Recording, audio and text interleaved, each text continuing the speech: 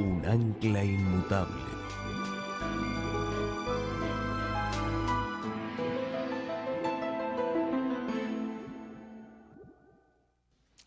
Ahora, antes de entrar a nuestro estudio, muy importante de esta mañana, la paciencia de los santos, queremos implorar la presencia de Dios en forma muy marcada.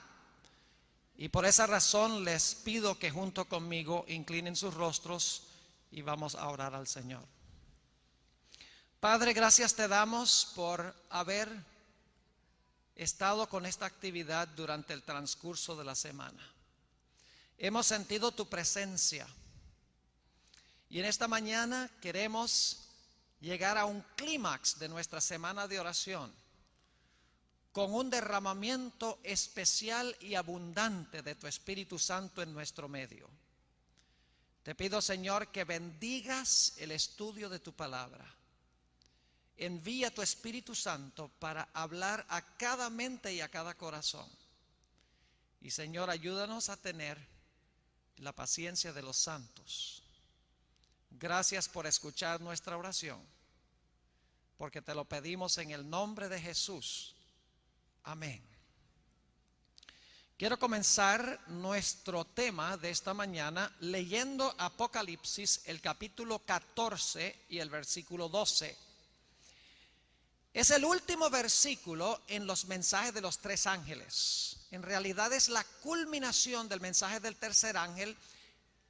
Y este versículo declara quiénes habrá en este mundo como resultado de haber recibido los mensajes de los tres ángeles. Es decir, esta es la conclusión que dice: cuando terminen los mensajes de los tres ángeles, Dios tendrá un pueblo con estas tres características. ¿Y cuáles son las tres características? Apocalipsis 14 y el versículo 12. Aquí está la paciencia de los santos. Primera característica, paciencia. La paciencia de los santos. Los que guardan los mandamientos de Dios. Segunda característica. Y la fe de Jesús. Tercera característica. La generación final que reciba los mensajes de los tres ángeles van a tener paciencia, van a guardar los mandamientos de Dios y van a tener la fe de Jesús. Ahora, en esta mañana queremos especialmente hablar de la paciencia de los santos, porque ya hemos hablado de la fe de Jesús y de los mandamientos de Dios, entre otras cosas. Pero esta mañana queremos hablar en cuanto a la paciencia de los santos. Quiero leer Apocalipsis el capítulo 13 y el versículo 9 y 10 para que sepamos en qué momento histórico especialmente el pueblo de Dios va a necesitar la paciencia de los santos. Hay un marco histórico dentro del cual el remanente de Dios va a necesitar la paciencia de los santos. Y ese marco histórico, ese contexto histórico se encuentra en Apocalipsis, el capítulo 13 y el versículo 9 y 10. Apocalipsis 13, 9 y 10 habla de un momento cuando la bestia, también que se conoce como el cuerno pequeño de Daniel el capítulo 7, recibe su herida de muerte. Es decir, por un tiempo la bestia o el cuerno pequeño no funcionan, quedan inactivos porque reciben una herida mortal. Pero la Biblia dice que después de un tiempo la herida mortal de la bestia o del cuerno pequeño será sanada y este poder que cayó una vez gobernará el mundo una vez más. Ahora, no hemos hablado directamente en esta semana de la bestia y de la imagen de la bestia. Solamente quiero decirles que la bestia recibió su herida mortal en el año 1798. Los que son adventistas ya conocen esta profecía. En el año 1798, el poder eclesiástico que gobernó durante la Edad Media por más de 1000 años, Francia le suministró una herida mortal a este poder. Ahora, Apocalipsis 13, 9 y 10, después de hablar de la caída de este poder, nos dice lo siguiente: Si alguno tiene oído, oiga. Si alguno lleva en cautividad, está hablando de este poder que se conoce como la bestia o el cuerno pequeño. Si alguno lleva en cautividad, va en cautividad. Si alguno mata a espada debe ser muerto. Y luego noten lo que dice: aquí está la paciencia y la fe de los santos. Lo mismo que encontramos en el mensaje del tercer ángel. Aquí está la paciencia y la fe de los santos. Es decir, la declaración de que la fe y la paciencia de los santos es necesaria se encuentra después que esta bestia recibe su herida mortal y antes de que se levante la bestia de la tierra, de Apocalipsis 13, 11 en adelante, para imponer un decreto de muerte finalmente y para prohibir comprar y vender. Eso viene a este mundo. Aquellos que rehúsen recibir la marca de la bestia y que reciban el sello de Dios, la Biblia dice claramente que estas personas no podrán comprar y vender. Y finalmente se proclamará un decreto de muerte por parte de Babilonia a aquellas personas que deciden permanecer fieles a Dios. Ahora, estos eventos que están muy cerca en el futuro se hallan descritos en Apocalipsis 13, 11 al 18. Ustedes pueden leerlo. Habla de prohibir comprar y vender. Habla del decreto de muerte. Es decir, que la declaración, aquí está la paciencia y la fe de los santos, viene después de la caída de la bestia o del cuerno pequeño y antes de que el cuerno pequeño o la bestia recuperen su poder. Dios, en otras palabras, necesita una generación en este mundo que cuando venga esta crisis terrible, donde no se pueda comprar ni vender y donde tendremos que enfrentarnos a la muerte, Dios quiere tener un pueblo que tenga la paciencia de los santos y que tenga la fe de Jesús, porque la vamos a necesitar para pasar por esta crisis tan terrible. Ahora, debo decirles que en el Nuevo Testamento hay dos palabras que se traducen paciencia. La primera palabra es macrothumia, que literalmente significa sufrir largo. Ahora, esa no es la palabra que se usa en Apocalipsis 13:10 y Apocalipsis 14:12. La palabra paciencia, macrothumia, significa uno resignarse ante el sufrimiento y la tribulación y pasivamente, sencillamente esperar que Dios intervenga para ayudarlo a uno. Pero la palabra paciencia que se usa en Apocalipsis 13:10 y 14:12 es la palabra hupomoné. También se traduce paciencia, pero es un tipo de paciencia diferente que sencillamente resignarse a esperar pasivamente que Dios intervenga. En realidad, una mejor traducción de la palabra paciencia aquí en estos versículos sería: aquí está la perseverancia de los santos. En efecto, en Mateo 24:13, esta palabra hupomoné se traduce de esa manera en el texto donde dice: el que perseverare hasta el fin, este será salvo. Esa es la idéntica palabra de Apocalipsis 14:12 y Apocalipsis 13:10. La palabra perseverare es la palabra hupomoné. Es decir, que en Apocalipsis es preferible traducir la palabra paciencia no de esa forma, sino es preferible traducirla perseverancia. Aquí está la perseverancia de los santos. Es decir, no es una paciencia donde uno se siente resignado a que Dios intervenga para resolver algún problema que tenemos, sino que significa una fe o una confianza o una paciencia perseverante, donde la gente está luchando a cada instante con Dios para que Dios les haga justicia. Es decir, es una paciencia activa. No es una paciencia pasiva, sencillamente sentarse y decir, bueno, voy a tener paciencia a ver qué hace Dios. No, la paciencia que se menciona aquí, hupomoné, perseverancia significa que sí, uno es paciente, pero uno insiste con Dios para que Dios intervenga. Y esa es la clase de fe que el pueblo de Dios va a necesitar en los últimos días. Ahora, para entender esta clase de paciencia que se menciona en Apocalipsis 14, 12 y 13, 10, yo he encontrado que el mejor lugar para comprenderlo se encuentra en una parábola que habló Jesús, que se halla registrada en el Evangelio según San Lucas, el capítulo 18. Así que en este momento voy a pedirles que vayan al capítulo 18 de Lucas y vamos a estudiar allí esta parábola de Jesús que está hablando de la época, vamos a ver, cuando los hijos de Dios van a necesitar tener la paciencia de los santos y la fe de Jesús. Primero vamos a mirar la parábola y luego vamos a hacer la aplicación de esta parábola. Lucas 18 y el versículo 1. Escuchen bien. También les refirió Jesús una parábola sobre la necesidad de orar siempre y no desmayar. Dos lecciones centrales de esta parábola. Jesús da la lección desde el comienzo. Dice, esto es lo que yo quiero enseñarles con esta parábola. ¿Cuáles son las dos lecciones? Que debemos siempre orar y no desmayar.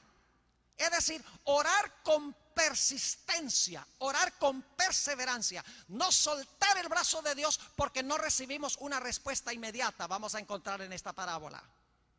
En otras palabras, el propósito de la parábola es enseñarnos que debemos orar siempre y nunca desmayar ni rendirnos en la oración. Versículo 2. Aquí está la parábola. Diciendo, había en una ciudad un juez que ni temía a Dios ni respetaba a hombre. Ahora imagínense un pueblo y en ese pueblo hay un juez. Y este juez dice que ni temía a Dios ni respetaba a hombre. Es decir, era un personaje secular, no le interesaba la religión. Versículo 3. Había también en aquella ciudad una viuda. Muy importante este dato. Es una mujer, pero es una viuda. Un detalle significativo. Había también en aquella ciudad una viuda, la cual venía a él diciendo. Ahora, ese verbo venía no está traducido con suficiente fortaleza, porque en realidad es un tiempo continuo. Es decir, la mejor traducción sería seguía viniendo, continuaba viniendo. O podríamos decir que venía y venía y venía y venía. Es decir, era persistente, insistente y perseverante. Así que dice, había también en aquella ciudad una viuda, la cual venía a él diciendo, hazme justicia de mi adversario. La viuda tiene un adversario. Y la única esperanza para la viuda es si el juez le hace justicia. Ahora, la mayoría de los eruditos que han estudiado esta parábola han concluido de que lo que pasó con esta viuda es que su esposo se murió, lógicamente, y cuando murió tenía una deuda muy grande con cierto acreedor. Y este acreedor, cuando se murió el esposo, dijo, yo tengo que cobrar lo que es mío, y le quitó a esta viuda todo lo que le había dejado su esposo para pagar la deuda que el esposo había contraído con este acreedor. Es decir, esta viuda, uso la expresión, no tenía dónde caerse muerta, porque el adversario le había quitado todo lo que tenía. Y por lo tanto la viuda ahora va ante el juez, sigue viniendo ante el juez y le dice, señor juez, hazme justicia de mi adversario. El adversario me ha quitado todo. Por favor, habla con el juez para que el juez me haga justicia. Y lo interesante es que por un tiempo el juez demoró en responderle. Note lo que sigue diciendo en el versículo 4. Y él no quiso, por algún tiempo. Es decir, hubo una demora. La respuesta no fue inmediata.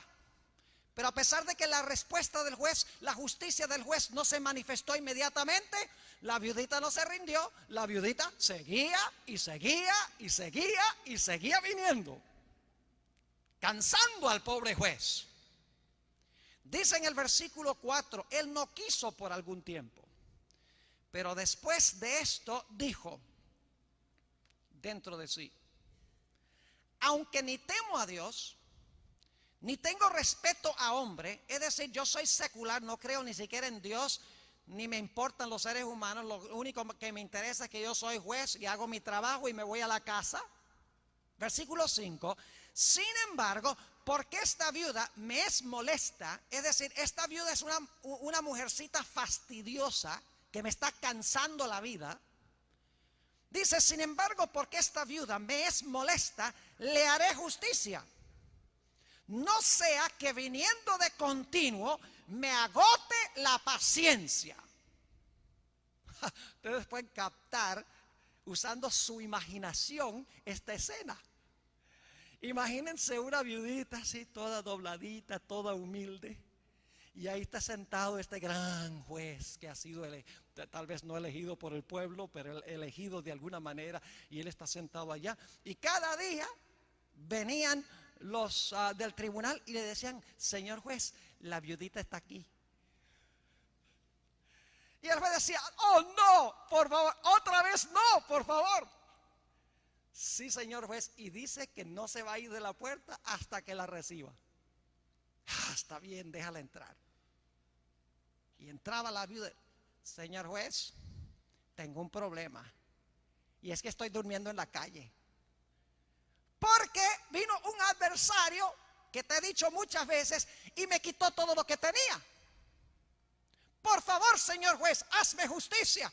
Y el juez dice, bueno, déjame examinar los libros, déjame hablar con el adversario, déjame ver qué puedo hacer. Vuelve mañana. El siguiente día, a las 6 de la mañana, está otra vez la viuda en la puerta. Vengo a ver el juez. Y así pasaba de día en día en día.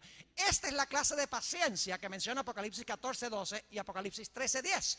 No es una paciencia donde uno se siente pasivamente y dice, bueno, vamos a ver si Dios puede intervenir. Yo voy a tener paciencia. No voy a ceder mi fe, pero voy a tener paciencia para que el Señor obre. No, Señor, esta es una paciencia activa, perseverante, insistente y persistente.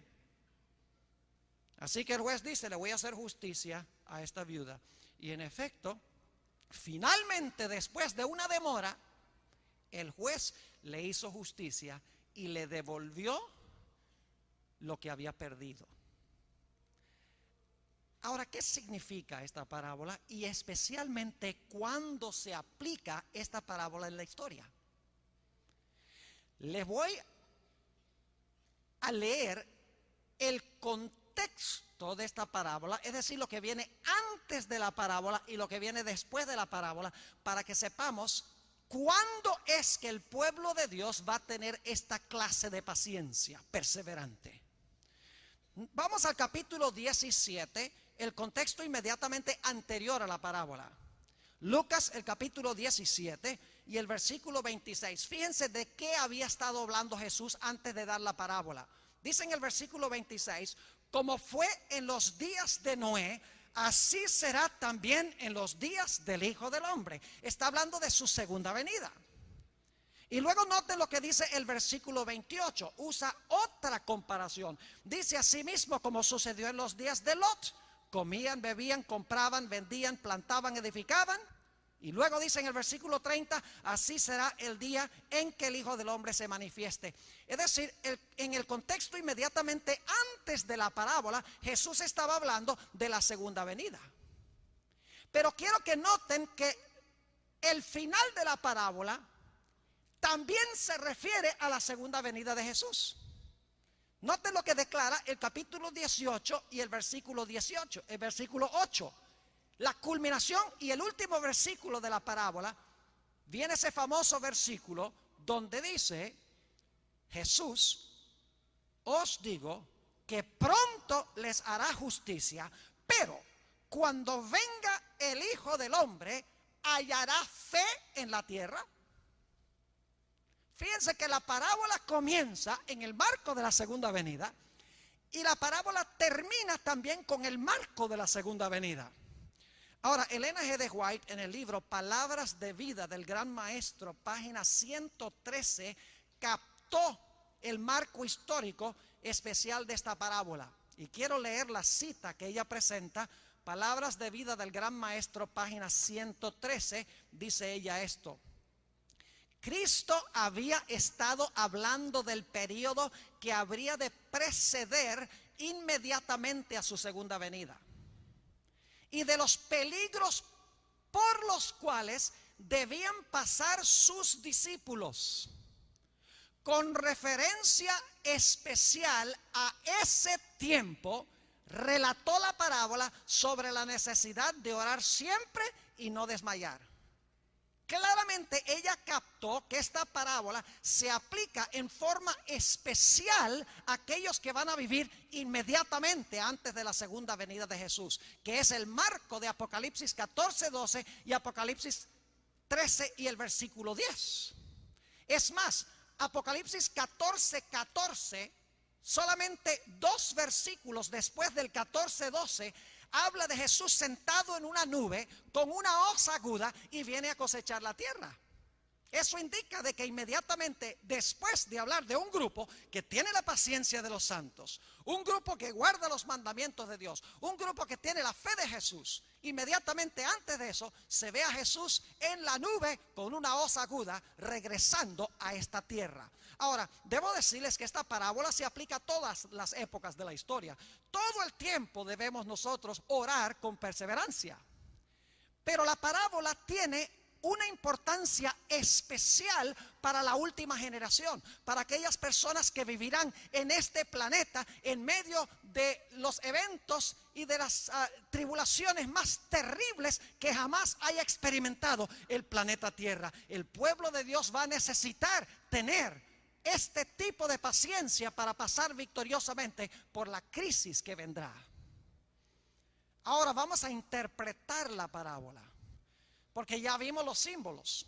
En la parábola hay una viuda, una mujer que es viuda. En la parábola hay un juez.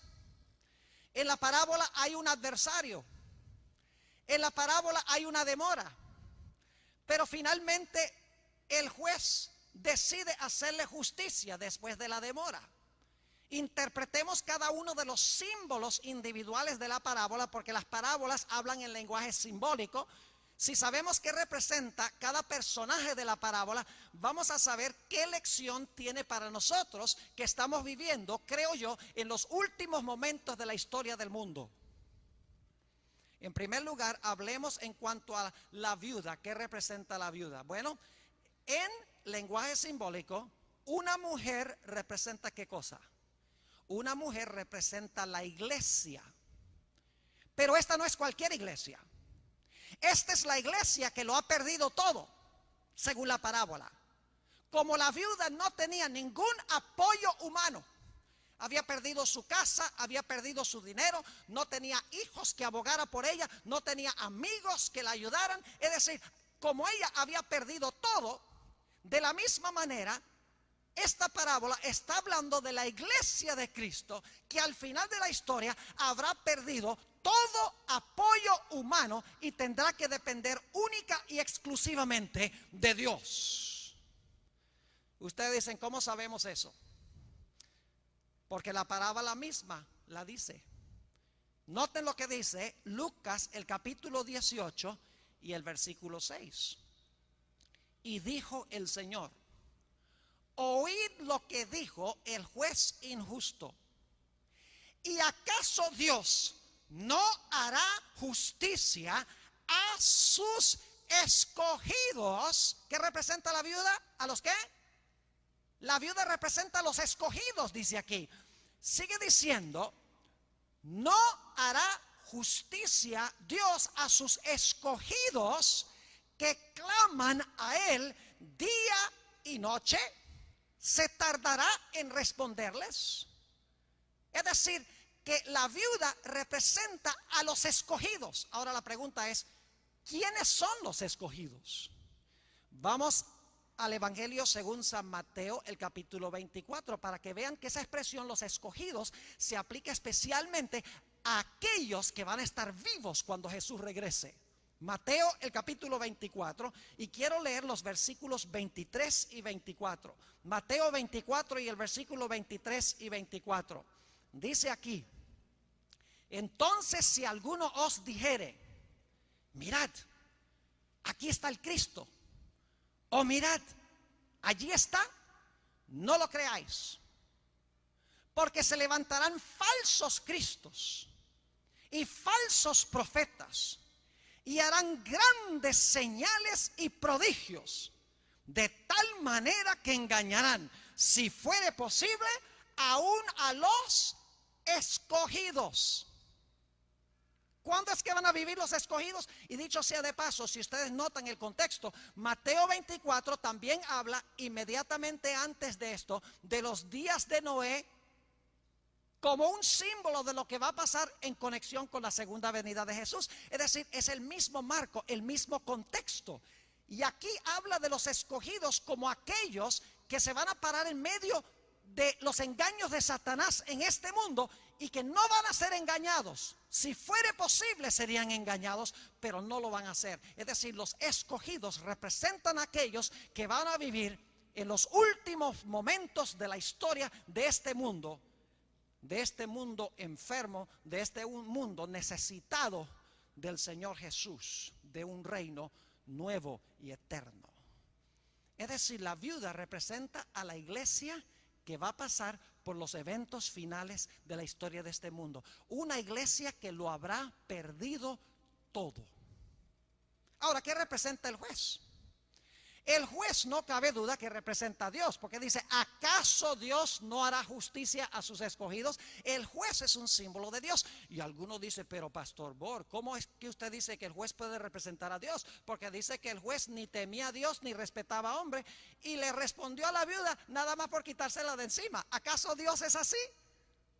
Escuchen, lo que está pasando aquí es que Dios está haciendo una comparación por contraste.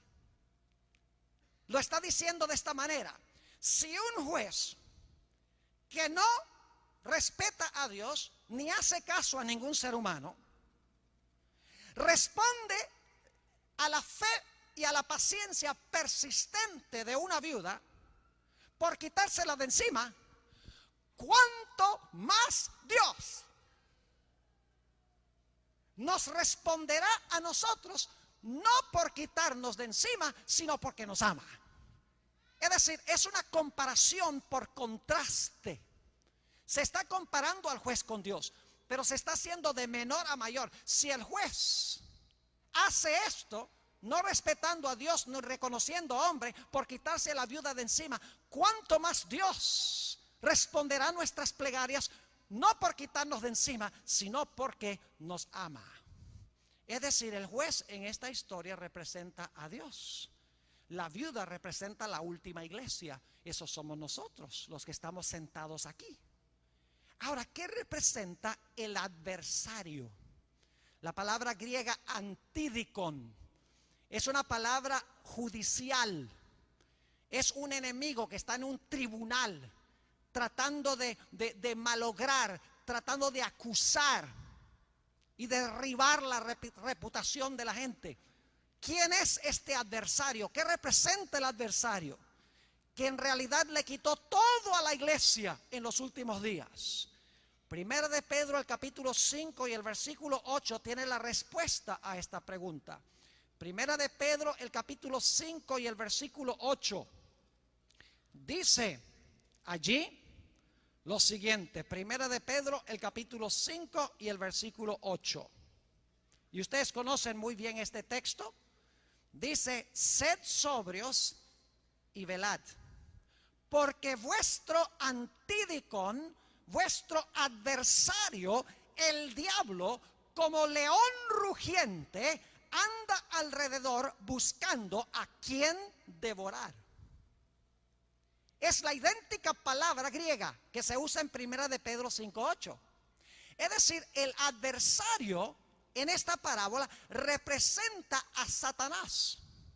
Lo que quiere decir esto es que la última iglesia, el remanente fiel de Dios, que ha recibido los mensajes de los tres ángeles, que tiene la paciencia de los santos, que tiene la fe de Jesús y que guarda los mandamientos de Dios, van a pasar por unas circunstancias parecidas a las que se describen en esta parábola. Satanás, el adversario, les va a quitar todo lo que tienen: casas, dinero, amigos, familiares, ropa, libertad. Inclusive algunos, según Apocalipsis, tendrán que pagar con el costo de su vida. Es decir, Satanás, el adversario, le va a quitar todo a la iglesia. Por eso la iglesia se presenta como una viuda. Son los escogidos de Dios que viven en los últimos días. Y la única esperanza de la iglesia será en apelar su situación al juez. Ahora la pregunta es, ¿contestará Dios sus plegarias inmediatamente? La respuesta es no. Porque en la parábola el juez se demoró en responder. De la misma manera, el pueblo de Dios que pasará por el terrible tiempo de angustia, cual no hubo desde que existe nación en el planeta Tierra. De la misma manera, cuando clamen a Dios y oren a Dios para que Dios los libre del adversario, de sus enemigos, y que los salve de la ira de sus enemigos, Dios no va a contestar sus oraciones inmediatamente. Dios, para su propio bien, se va a demorar en responderles. Eso es lo que quiere decir Lucas, el capítulo 18. Si van nuevamente conmigo allá, Lucas, el capítulo 18, donde hemos estado estudiando. Allí dice: no hará Dios justicia a sus escogidos, aun cuando sea longánime con ellos, dicen algunas versiones. Otras dicen, aun cuando se demore en responderles. Es decir, para el pueblo de Dios, en los últimos días va a haber una demora en Dios hacerles justicia cuando están pasando por el tiempo de angustia. Mis hermanos y hermanas, apreciados jóvenes, nosotros no tenemos ni la menor idea de cómo va a ser el tiempo de angustia de Jacob. Dice el conflicto de los siglos que nosotros podemos imaginarnos lo peor, la peor escena, el mundo en su peor situación, y dice ella que va a ser aún peor de lo que nosotros nos podemos imaginar. El pueblo de Dios estará en diferentes partes del mundo sin tener ningún apoyo humano. Su única esperanza se encontrará en Dios. Pero esta última generación será una generación que tiene la paciencia de los santos, que a costa de sus vidas guarda los mandamientos de Dios por amor a Jesús, y que tiene la fe inquebrantable del Señor Jesús en sus vidas. En realidad, esta parábola hay que entenderla a la luz de la experiencia de Jacob. Génesis, el capítulo 32, tiene la historia que ilustra una experiencia que sucedió en el pasado y lo que va a suceder en el futuro con el pueblo de Dios. Génesis, el capítulo 32, vamos unos momentos allí. Génesis 32 y el versículo 7, la Biblia dice que Jacob estaba regresando a su hogar y de repente escucha que su hermano Esaú viene con 400 hombres con la intención de matarlo junto con toda su familia. Y dice que Jacob empieza a elevar una plegaria persistente, perseverante a Dios. Empieza a derramar su corazón en oración a Dios. Dice en Génesis el capítulo 32 y el versículo 7, entonces Jacob tuvo gran temor y se angustió. De ahí viene la expresión tiempo de angustia de Jacob. Dice, se angustió y distribuyó el pueblo que tenía consigo y las ovejas y las vacas y los camellos en 2 campamentos. Está seguro de que su hermano, su adversario, lo va a destruir. Y va a destruir a su familia. Y dice en el versículo 11 que en su oración Jacob dijo, líbrame ahora de la mano de mi hermano, de la mano de Saúl, es decir, de mi adversario, porque le temo. No venga acaso y me hiera la madre con los hijos. Es decir, líbrame, Señor. Y dice la Biblia que Jacob cruzó el río y en el otro lado del río derramó su alma, su corazón, su ser en oración a Dios para que Dios lo librara de su adversario. Job no tenía nada sobre lo cual recostarse. Su familia y él estaban indefensos ante este enemigo. La Biblia dice que Jacob, mientras estaba orando, de repente vino un personaje y este personaje comenzó a luchar con él. Él pensaba que posiblemente era el Antidicón, pensó que él era el enemigo. Y dice la Biblia que Jacob empezó su lucha, empezó a luchar con este ángel. Y mientras más luchaba, se empezó a dar cuenta que este no era un ser humano, que era un ser celestial. Pero siguió luchando y cuando estaba a punto de amanecer el día, cuando Jacob había luchado toda la noche, Jacob finalmente descubre que él está luchando con el ángel de Jehová, que no es más ni menos que con Cristo Jesús mismo. Y cuando Jacob se da cuenta que está luchando con el ángel de Jehová, que es Dios, dicho sea de paso, porque algunos, ¿cómo saben que es Dios? Porque Jacob le puso a ese lugar el nombre Peniel. Él es Dios. Pení o pen significa rostro. Es decir, rostro de Dios le puso a ese lugar. Y explica por qué he luchado con Dios. He visto a Dios cara a cara y he sobrevivido para contarlo. Es decir, el ángel de Jehová con quien estaba luchando era Jesús, que en este caso resulta ser el juez. Y el Señor Jesucristo le dice a Jacob, me voy. Jacob dice, no, no te vas. Sí me voy. Jacob dice, nada que te vas.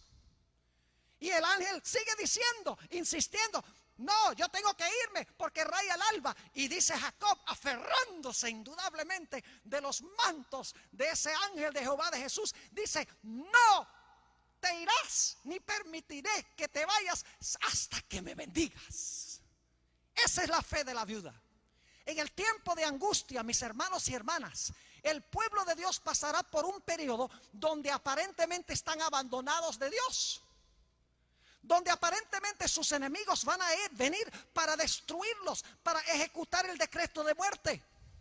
El pueblo de Dios no se va a desanimar, ni se va a desalentar, sino que va a ser como esa viuda persistente. Los escogidos van a venir a Jesús y venir a Jesús, aunque no responda inmediatamente, continúan viniendo, tienen esa fe, esa paciencia perseverante, insistente, persistente, donde no están dispuestos de soltar el brazo de Dios.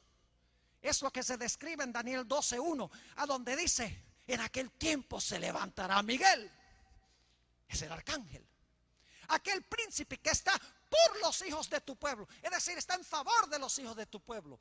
Y será tiempo de angustia, cual no hubo desde que existió nación. Mas en aquel tiempo tu pueblo será libertado, todo aquel que se halle escrito en el libro. El tiempo de angustia de Jacob es lo que se describe en esta parábola, donde la viuda viene y viene y viene al juez. Isaías, el capítulo 54 y el versículo 7 y 8 describe este periodo. Isaías, el capítulo 54 y los versículos 7 y 8. Escuchen qué interesante estos versículos. Dice allí, Dios está hablando a su pueblo: por un breve momento te abandoné, pero te recogeré con grandes misericordias. Con un poco de ira escondí mi rostro de ti por un momento, pero con misericordia eterna tendré compasión de ti, dijo Jehová tu Redentor. Por un tiempo, dicho sea de paso, Elena White usa estos versículos en el capítulo sobre el tiempo de angustia, para hablar del hecho de que Dios no va a responder las plegarias de su pueblo inmediatamente, porque ellos necesitan que su fe sea inquebrantable, necesitan que se consuma no su mundanalidad, voy a inventar una palabra porque es la que usa Elena G. de White, necesita consumirse su terrenalidad. Esa palabra no existe. Los profesores de español me van a decir, pastor, esa palabra no es autorizada por la Real Academia Española. Pero tengo que establecerla porque la palabra en inglés es earthliness. No es worldliness, es earthliness, que significa terrenalidad. Es decir, durante este periodo Dios va a permitir que su pueblo pase por esta experiencia para que queden completamente desconectados de cualquier cosa que los ata al planeta Tierra. Y van a depender solo y exclusivamente de Dios. La experiencia de Job ilustra lo mismo. Vino Satanás, el adversario, el antídicon. Ojalá tuviera tiempo de predicarles un sermón sobre el libro de Job. Un libro muy mal comprendido, dicho sea de paso. Y la razón por la cual es mal comprendido es porque muchos eruditos, o la mayoría de ellos, creen que después del capítulo 1 y 2 desaparece Satanás. ¿Ve? Todo el que causó los males desaparece y uno no sabe que le haya pasado nada por todo lo que hizo. Pero el asunto es que sí aparece Satán al final del libro, pero no aparece con el nombre de Satán, sino que aparece con el nombre de Leviatán. En el capítulo 1 y 2, Satanás le quitó todo a Job. Como esta viuda había perdido todo. Le quitó en primer lugar sus casas. Luego le quitó sus bestias. Luego le quitó sus hijos y sus hijas. Luego hizo que la esposa se volcara contra él. Y finalmente lo afligió con una enfermedad terrible desde la parte de más arriba de su mollera hasta la planta del pie. Y luego, para colmo de males, los amigos que vienen para consolarlo terminan acusándolo. Es decir, Job no tenía ningún apoyo humano. Había quedado abandonado de los hombres y aparentemente abandonado de Dios. Y desde el capítulo 3 hasta el capítulo 37, Job, si ustedes lo pueden leer, está dialogando con Dios y está diciendo: Señor, ¿por qué no me oyes? ¿Por qué no me contestas? Yo ofrecía los sacrificios, yo tenía el culto familiar todos los días, usaba mis riquezas para beneficiar a los necesitados. Señor, ¿por qué me está pasando esto? No lo entiendo, por favor explícame qué es lo que está pasando. Y la respuesta a Job es silencio. Pero saben que Job tenía esa paciencia perseverante. En el libro de Santiago, el capítulo 5, nos dice que debemos tener la paciencia de Job. Era como esa viuda. Porque Job no se iba a dar por vencido. Nunca cedió en su fe. Nunca perdió la fe. Nunca soltó el brazo de Dios. Nunca renegó de él. Nunca lo blasfemó a su rostro. Es más, Job dijo: aunque me matare, todavía confiaré en él. Es decir, Job tenía esa fe perseverante, constante, esa paciencia de la cual estamos hablando. Una paciencia activa que no se rinde ante las peores calamidades, que aún confía en Dios en las más terribles circunstancias. Y Job representa a aquellos que vivirán en este mundo durante el tiempo de angustia. Y ustedes saben cómo terminó la historia de Job. Job recibió 2 veces más que todo lo que había perdido como resultado de su aferrarse a Dios. Esta fe persistente, esta paciencia persistente se ilustra también en la historia de la mujer cananea que vino a Jesús. La historia se encuentra registrada en Mateo el capítulo 15. Viene esta mujer cananea, no es israelita, y está gritando a Jesús: Señor, interviene, sana a mi hija que está enferma. Y los discípulos dicen en voz alta para que ella oiga, dicen: Señor, pero despáchala, que está causando un escándalo, está haciéndonos pasar una vergüenza. Señor, por favor despáchala, dile que se vaya. Pero no, ella sigue viniendo. Y entonces Jesús mira a la mujer y le dice: mujer, yo no soy enviado sino a las ovejas extraviadas de la casa de Israel. O sea, Dios no me ha enviado para ministrarte a ti que eres cananea. Me ha mandado a las ovejas perdidas de la casa de Israel. Yo creo que si yo hubiera sido esa mujer, de pronto digo, bueno, vine a donde no era y me voy. Pero esta mujer tenía una fe persistente, una paciencia persistente. Sigue viniendo a Jesús. Y el Señor Jesucristo le dice a esta mujer, mire, no es bueno tomar el pan de los hijos y tirárselo a los perros. Ahora Jesús le está diciendo perra. Si no me hubiera ido, para ese momento, esa sería la señal de que es tiempo de irse. Pero esta mujer tenía una fe tan persistente en Jesús, tan perseverante, y Jesús estaba probando su fe. Tenía una fe tan fuerte que le dijo, sí, Señor Jesús, pero ¿sabes algo? Aún los perrillos comen las migajas de pan que caen de la mesa de sus señores. Jesús demoró en responderle para probar su fe. Y esta mujer manifestó una fe inquebrantable. Y esa es la clase de fe que vamos a necesitar, mis hermanos y hermanas. La clase de paciencia que vamos a necesitar. Imagínense ustedes si ahora cualquier cosita que pasa en la iglesia nos desanima y decir, no, yo no voy más a la iglesia. ¿Cómo vamos a resistir cuando vengan las pruebas de verdad? Si cuando alguien nos ofende ahora perdemos la paciencia instantáneamente, ¿qué nos hace pensar que cuando vengan las pruebas grandes, donde nuestra vida esté en juego, de repente vamos a manifestar paciencia? La paciencia se desarrolla ahora.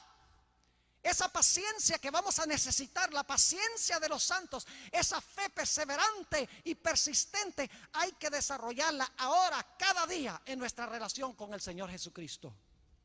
Volviendo otra vez a Lucas, el capítulo 18, quiero notar una expresión aquí muy interesante, ya llegando al clímax de nuestro tema de esta mañana. Lucas, el capítulo 18 y el versículo 7. Hay una expresión aquí muy importante. ¿Saben ustedes que la experiencia por la cual pasará el pueblo de Dios será muy semejante a la experiencia por la cual pasó Jesús? Porque el pueblo de Dios va a tener que andar en los pasos de Jesús. Jesús dijo, me aborrecieron a mí primero y los van a aborrecer a ustedes también. Porque ustedes son mi cuerpo. Lo que le pasa a la cabeza, que soy yo, le va a pasar al cuerpo. Lo que le pasa al pastor, le va a pasar también a sus ovejas. Lo que le pasa al soberano, le va a pasar también a sus súbditos. Por eso Jesús dijo en San Juan 16, 1 y 2, dice, viene el tiempo cuando aquellos que os maten pensarán que le están haciendo un favor a Dios. El pueblo de Dios va a pasar por las mismas circunstancias por las cuales pasó Jesús al final de su vida. Noten lo que dice Lucas 18 y el versículo 7. Hablando de los escogidos. ¿Y acaso Dios no hará justicia a sus escogidos, que claman a Él día y noche? ¿Cuán a menudo claman?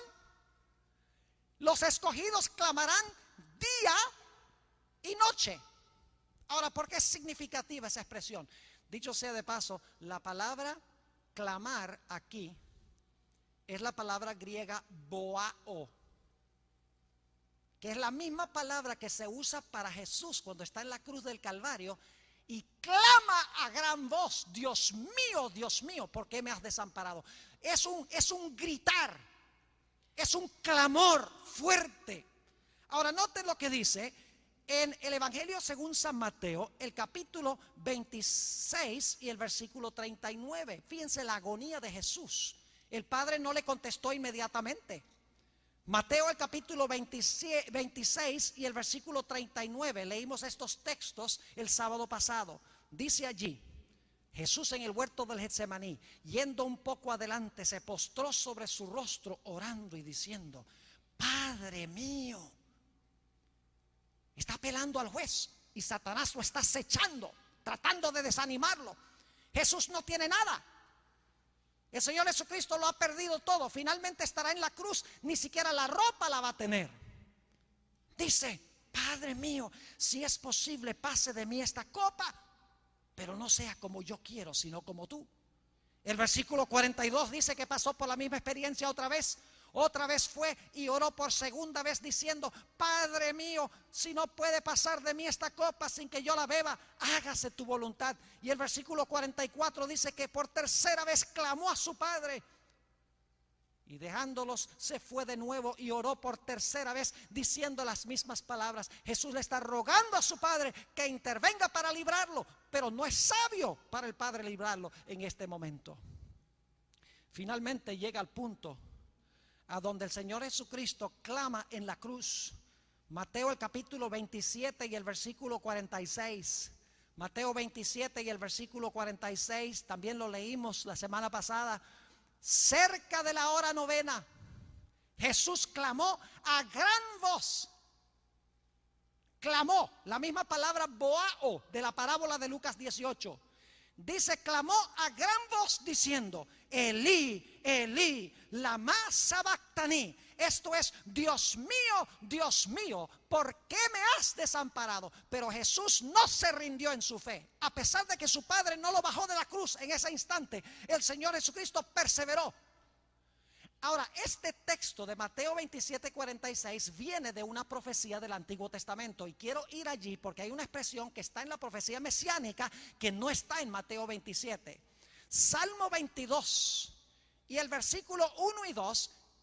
En efecto, todo el Salmo 22 está hablando de los sufrimientos de Jesús cuando estaba en la cruz del Calvario. No tenemos tiempo de estudiar todo el capítulo, solamente vamos a leer los versículos 1 y 2. Dios mío, ¿por qué me has desamparado? ¿Son las mismas palabras que habló Jesús en la cruz? Claro que sí. Dios mío, ¿por qué me has desamparado? ¿Por qué estás tan lejos de mí, de mi salvación y de las palabras de mi clamor? Y ahora escuchen el versículo 2. Dios mío, clamo de día y no respondes, y de noche y no hay para mí reposo. Jesús clamó día y noche, según esta profecía mesiánica, de que su Padre, si fuera posible, le quitara la copa, aliviara su sufrimiento. Pero el Padre se demoró en responderle a Jesús.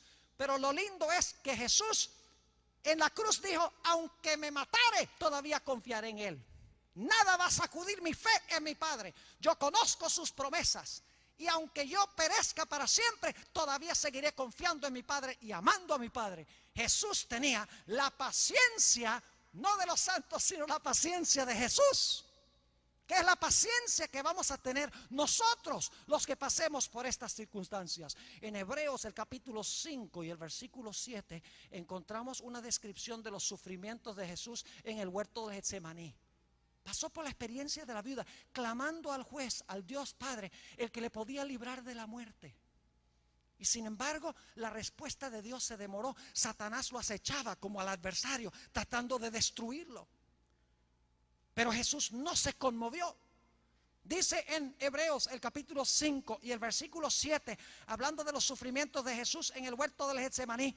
Y Cristo, en los días de su carne, es decir, cuando estuvo andando por esta tierra, ofreciendo ruegos y súplicas con gran clamor y lágrimas al que le podía librar de la muerte. No fue librado de la muerte, pero dice la última parte del versículo, fue oído a causa de su temor reverente.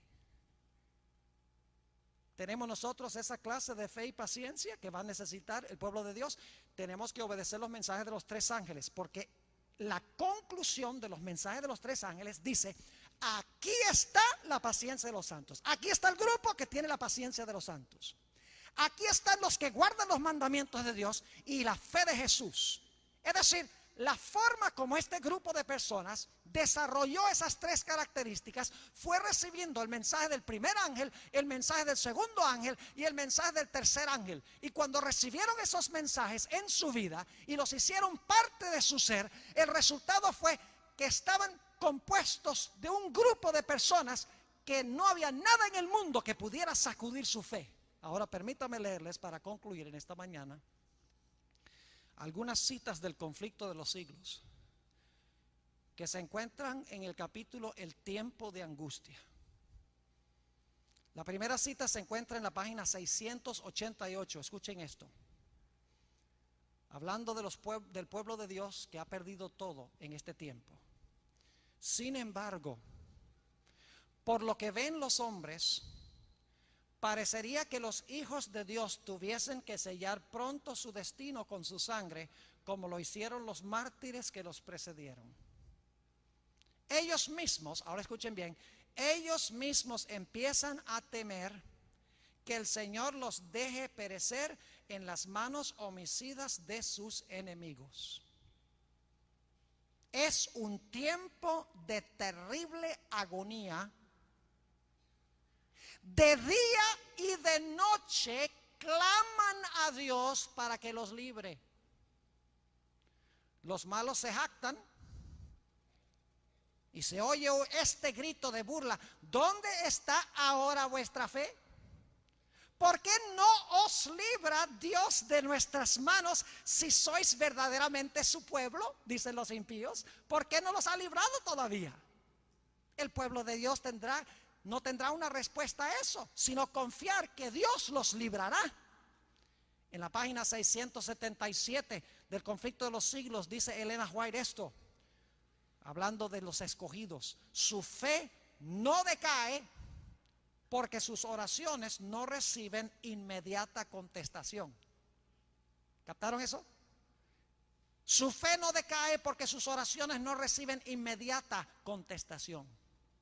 Aunque sufren la ansiedad, el terror y la angustia más desesperantes, no dejan de orar. ¿Cuándo aprendemos a orar de esa manera? Allá, demasiado tarde. Hay que aprender a orar así ahora. Hay que desarrollar esa fe ahora.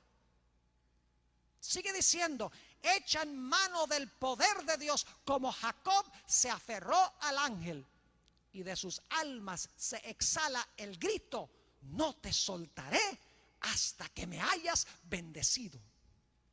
La última cita que quiero leer del Conflicto de los Siglos se encuentra en la página 688 y 89, y allí Elena G. de White cita la parábola de Lucas 18, por si acaso alguno dudaba aún de que esta parábola se aplica a aquellos que van a pasar por el tiempo de angustia. Y mis hermanos y hermanas, yo creo que nosotros estamos viviendo en los últimos eventos de la historia de este mundo. Estamos en el umbral de lo que se describe aquí. Dice la sierva de Dios: si los hombres tuviesen la visión del cielo, verían compañías de ángeles poderosos en fuerza, estacionados en torno de los que han guardado la palabra de la paciencia de Cristo. Con ternura y simpatía, los ángeles han presenciado la angustia de ellos, es decir, de los escogidos, y han escuchado sus oraciones. Aguardan la orden de su jefe para arrancarlos del peligro. Es decir, los ángeles están nada más allí diciendo: dinos cuándo, Señor, dinos cuándo, para ir a librarlos. Y así es cada día con nosotros cuando perseveramos en el Señor. Sigue diciendo: pero tienen que esperar un poco más. La misma dilación, es decir, demora, que es tan penosa para ellos, es la mejor respuesta a sus oraciones. Saben que cuando nosotros le oramos a Dios y le pedimos a Dios algo, a veces pensamos que si no recibimos inmediatamente ese algo, Dios no nos contestó. Pues déjenme decirles que hay tres formas en que Dios puede contestar. Dios puede decir sí, no o espera. No nos rindamos porque nos dice espera. Cuando nos dice espera es porque Él sabe que en ese momento no es propicio, no es bueno darnos lo que estamos pidiendo, porque no va a edificar nuestro carácter, no nos va a ayudar a crecer espiritualmente. Sigue diciendo: mientras procuran esperar que el Señor obre, son inducidos a ejercitar su fe, esperanza y paciencia, como no lo hicieron durante su experiencia religiosa anterior. Es decir, es una experiencia de crecimiento, de aprendizaje. Sigue diciendo: sin embargo, el tiempo de angustia será acortado por amor a los elegidos. ¿Y acaso Dios no defenderá la causa de sus escogidos que claman a Él día y noche? Os digo que defenderá su causa presto. El fin vendrá más pronto de lo que los hombres esperan. Mis hermanos y hermanas, apreciados jóvenes, apreciados amigos que escuchan por radio, por televisión, nos esperan momentos tormentosos. Nos espera un tiempo de angustia cual no fue desde que hubo nación. Y saben que Satanás ha inventado la teoría del rapto secreto para que la gente crea que no van a estar aquí durante el tiempo de angustia, durante el tiempo de las plagas. La mayoría de los cristianos hoy en día no creen que ellos van a estar en este mundo durante la gran tribulación, durante el tiempo de angustia. Ellos creen que Dios se los va a llevar 7 años antes de su venida gloriosa al cielo. Y entonces el tiempo de angustia y las plagas van a caer sobre los que se quedaron atrás, sobre los judíos específicamente. Y como resultado, muchos cristianos hoy en día no están aprendiendo a ejercitar y a desarrollar la clase de fe que el pueblo de Dios va a necesitar. Esa fe y esa paciencia inquebrantable que será indispensable y necesaria para permanecer firmes cuando venga ese tiempo. Mi pregunta es, ¿estás desarrollando tú esa clase de fe? En esta mañana yo quiero descender de esta plataforma porque yo quiero hacer un último llamado. Mi llamado en esta mañana tiene 2 partes. La primera parte del llamado es para los que son adventistas del séptimo día, que ya comenzaron a caminar con Jesús. Algunos están más avanzados en el camino de la vida cristiana que otros. Algunos aquí son adventistas de 2 generaciones. Algunos me imagino que tendrán 70, 80 años o aún más de ser adventistas. Han caminado con Jesús durante mucho tiempo, han caminado en la verdad durante mucho tiempo. Yo quiero hablar específicamente a aquellos que son adventistas, que empezaron a caminar con el Señor. ¿Cuántos de esos en esta mañana quieren decirle al Señor Jesucristo: Señor Jesús, yo quiero, por la gracia de tu Espíritu Santo, por el poder de tu Espíritu Santo, que tú me des estas características: la paciencia de los santos, que me impartas la fe de Jesús y que me ayudes con tu poder a guardar tus mandamientos por amor a Jesús. ¿Cuántos están dispuestos de decirle al Señor Jesús: Señor Jesús, yo estoy dispuesto de dedicarte el tiempo necesario en oración perseverante, en estudio de tu palabra perseverante, en testificar a otros de una forma perseverante? Porque en ese tiempo de angustia yo quiero tener esa fe inquebrantable, inconmovible. Quiero tener esa ancla inmutable para que ni un terremoto pueda sacudir mi fe en el Señor Jesús. Si es el deseo de los que son adventistas aquí en esta mañana decirle eso a Jesús, les quiero pedir que por favor se pongan de pie. Recuerden que no viene esto así automáticamente, que Dios nos sopla la paciencia de los santos y la recibimos así nada más. Hay que desarrollarla.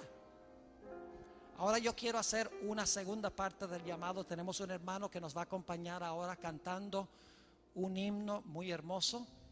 Y quiero invitarlo a él de que venga en este momento a cantar para nosotros. Y luego tengo una segunda parte del llamado. Lo que él nos va a cantar es el himno Puedo escuchar tu voz. Vamos a escuchar este himno y luego entonces voy a hacer un llamado a otro grupo de personas aquí en esta mañana. Escuchemos.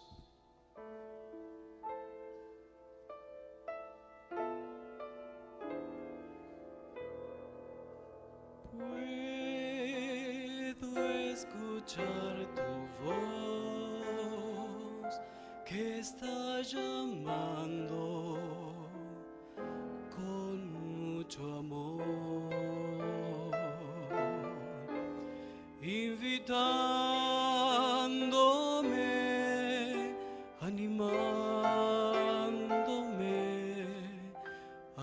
tomar una correcta decisión. Tú me conoces bien y mis defectos puedes cambiar. Si permito hoy que tu mano obre en mí, nueva vida voy a disfrutar. Oh Dios, sabes que soy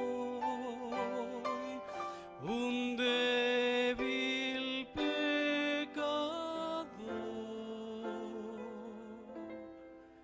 Oh Señor,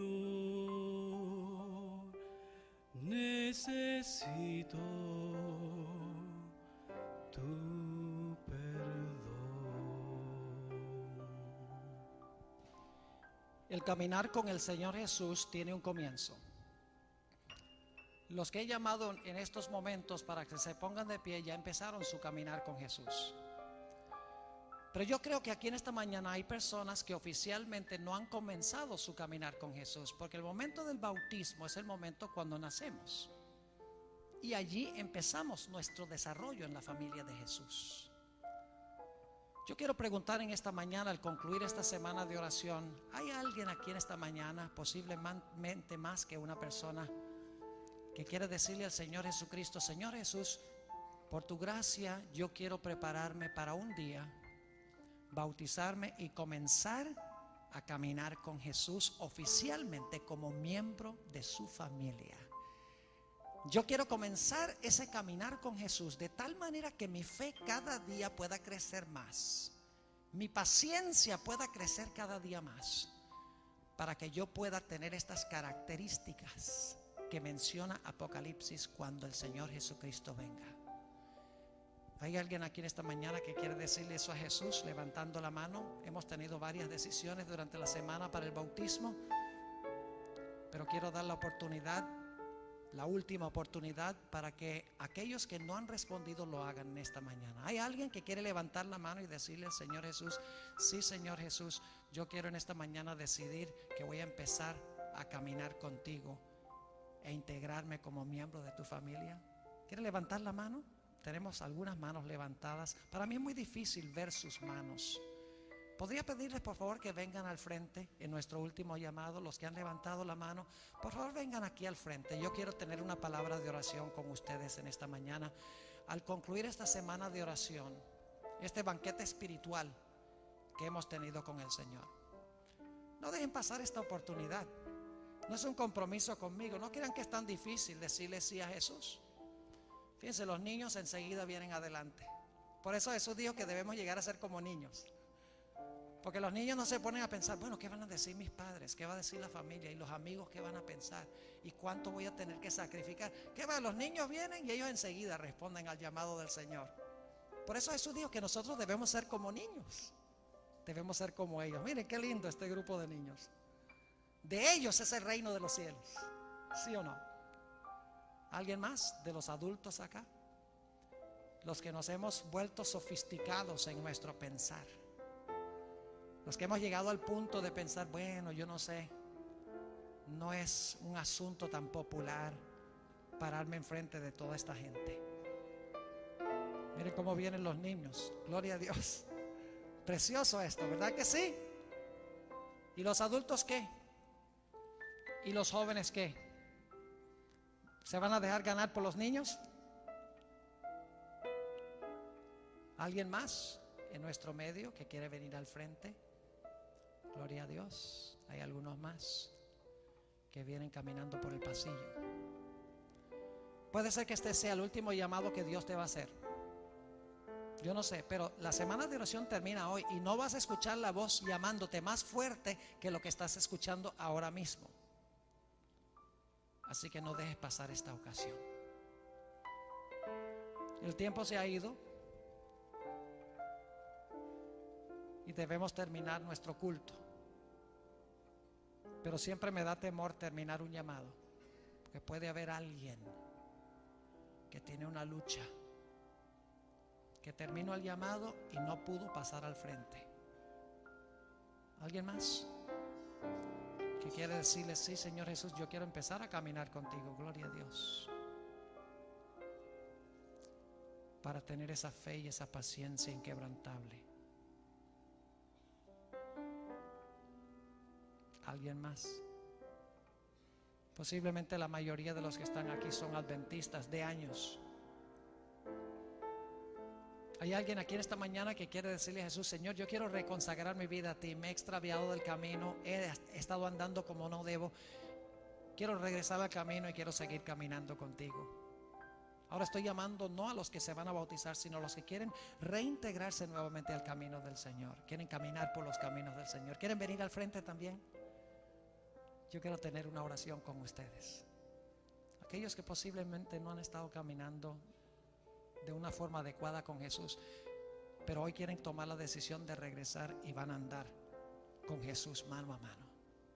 ¿Alguien más quiere venir al frente? Por favor, pasen. Hay mucho espacio aquí. Hay mucho espacio en el reino de Dios. Gloria a Dios. Señor te bendiga. Gloria al Señor. Gloria al Señor. Gloria a Dios. Algunos dicen: pastor, ¿por qué usted hace un llamado? Mis apreciados hermanos y amigos, si nosotros no estamos dispuestos de responder al llamado del Señor ahora, públicamente, ¿qué va a suceder cuando tengamos que pararnos públicamente en favor de Jesús, aún a riesgo de nuestra propia vida?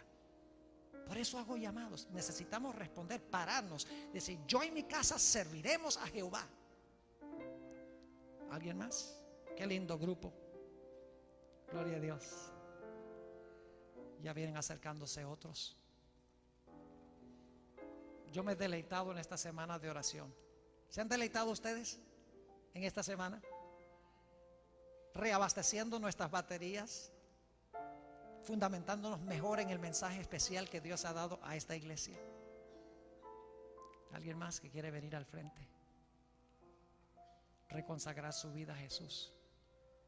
¿O quiere decir: yo quiero prepararme para el bautismo? Pueden también, aquellos que todavía no han venido al frente expresando el deseo de bautizarse, pueden venir al frente también en este momento. Qué hermoso como el Espíritu Santo obra. Si fuera yo el que los estuviera llamando, nadie vendría al frente. Pero el Espíritu Santo está tocando corazones, está hablando a los jóvenes, al personal docente, a los hermanos, a las hermanas, las visitas, los que escuchan por radio.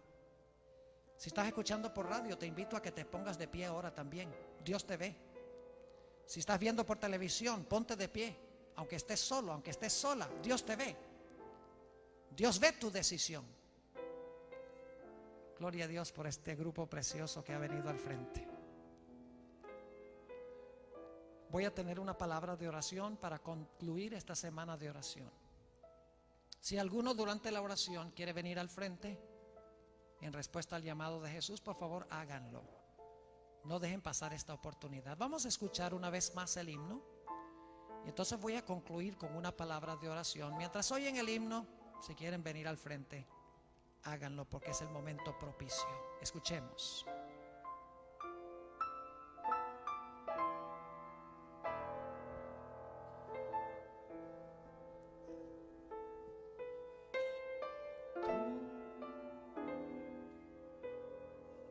Puedo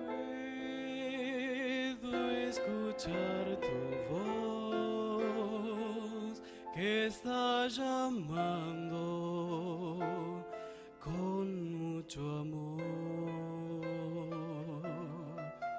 invitándome, animándome a buscar una correcta decisión. Tú me conoces bien y mis defectos puedes cambiar. Si permito hoy que tu espíritu obre en mí, Gloria a Dios. nueva vida voy a disfrutar. Amén. Gloria al Oh Señor. Dios, sabes que soy un débil pecador.